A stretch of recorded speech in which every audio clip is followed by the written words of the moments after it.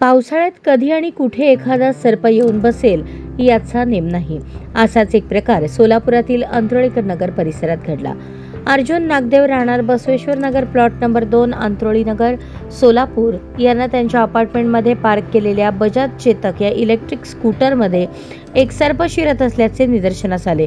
त्यांनी तात्काळ सोलापूरचे सर्पमित्र रविचंद्र स्वामी यांना फोनद्वारे या घटनेची माहिती दिली.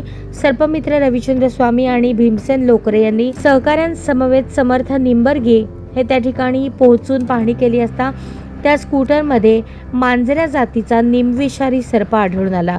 सर्पमित्रांनी अथक परिश्रमाने आणि गाडी रिपेरी करणाऱ्या मेकॅनिकच्या मदतीने त्या स्कूटरची डिक्की खोलून तिथे शिरून आणि दडून बसलेल्या मांजऱ्या जातीचा सर्प अलगदपणे बाहेर काढून सुरक्षितरित्या पकडला.